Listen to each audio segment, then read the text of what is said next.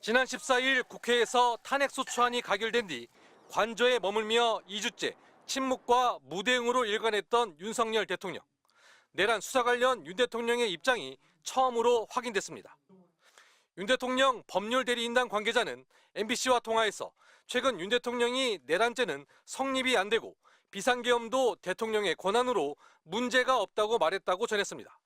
그러면서 비상계엄은 국헌과 헌법 질서를 수호하기 위한 거라고 주장했습니다. 국민들에게 망국의 위기 상황을 알려드려 헌정 질서와 국헌을 지키고 회복하기 위한 것입니다. 계엄의 정당성을 강조하며 내란 혐의 관련 잇따른 출석 요구에 앞으로도 불응하겠다는 뜻을 분명히 한 셈입니다. 윤 대통령 측은 지금의 수사는 신중하고 최소한 보충적으로 행사되는 게 아닌 인간 사냥처럼 하고 있다고 주장했습니다. 공수처의 내란 수사를 불법으로 규정하고 지지층과 여론전을 통해 수사를 최대한 지연시키려는 겁니다. 최근 김용현 전 장관의 공소장과 검찰 수사와 관련해 이 관계자는 윤 대통령이 사실과 맞지 않다고 말했다고 전하기도 했습니다.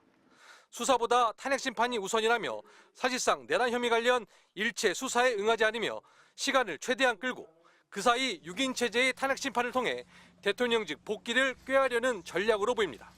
MBC 뉴스 강윤서입니다. 자, 이 기자, 네. 오늘 윤 대통령 변호인단에서 불출석 이유로 법치를 들었다고요? 네, 법적 책임을 회피하지 않겠다면서 왜 출석 요구를 거부하느냐고 물었더니 윤 대통령 측 윤갑근 변호사가 앞서 보신 대로 불법 수사라고 주장하면서 법치주의가 망가지고 있다 이렇게 얘기를 했습니다. 그런데 검찰총장 출신의 법률가이기도 한 윤 대통령 쪽에서 법치를 얘기하며 출석 요구에 응하지 않는 건 상식적으로 납득이 가지 않는다는 지적이 많습니다. 윤 대통령은 내란 우두머리 혐의를 받고 있습니다. 헌법 수호의 의무가 있는 대통령이 국헌문란을 목적으로 폭동을 일으킨 혐의를 받고 있는 겁니다. 그런데 내란죄는 사실상 대한민국을 파괴하려고 한 중대 범죄잖아요. 그런데 내란죄, 특히 우두머리 법정형은 사형이나 무기징역, 무기금고뿐인데 예.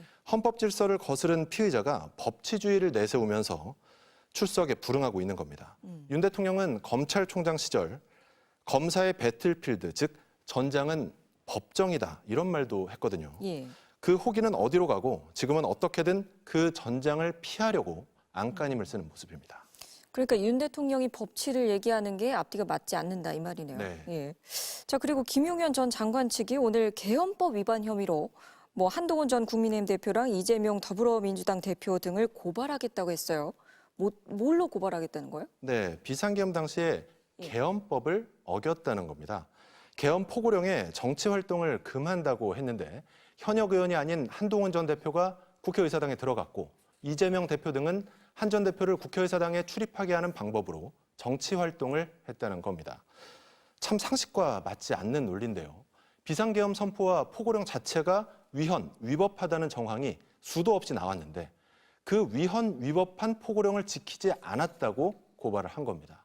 김용현 전 장관 변호인단은 이 고발 공지도 MBC 등 몇몇 언론이 배제된 단체 카카오톡 대화방을 통해 알렸습니다. 예.